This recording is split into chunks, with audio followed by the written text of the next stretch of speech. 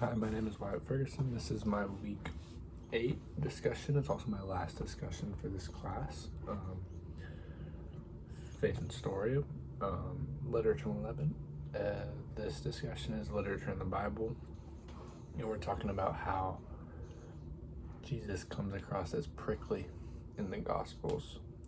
Prickly. And it asks how Adam Beatty helps us see that from the story Adam Beatty. And how does it challenge our own conception of Jesus? When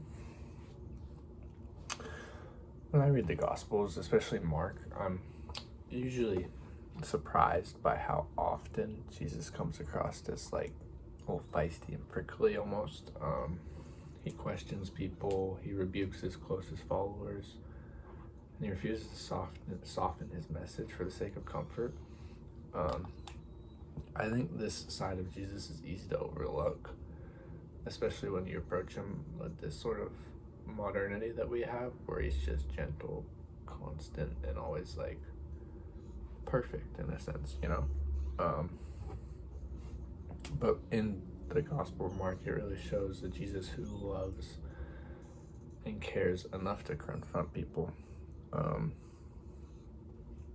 It is surprising, though, how Adam Beatty in that story helps bring this dimension of Jesus into focus, because the novel isn't really religious in a sense, but it has a lot of ties and comparisons through characters like Dina and Adam. The story highlights like morals and stuff like that, and it resembles Jesus in the Gospels. Like Dina confronts sinners, but she also calls them to repent.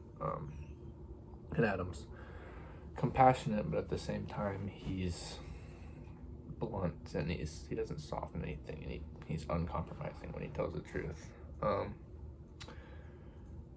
Yeah, I think encountering this prickly Jesus challenges some of my own assumptions, because it really leads to, it's just challenging, because usually when you hear about Jesus, you hear, oh, he's perfect, he's this, he'll forgive you for all this, and, the usual typical stuff. And he's patient, and he's gentle, and he's someone who's like calming and consoling. But I think the gospel is showing that he's prickly. It really brings out a human side of him.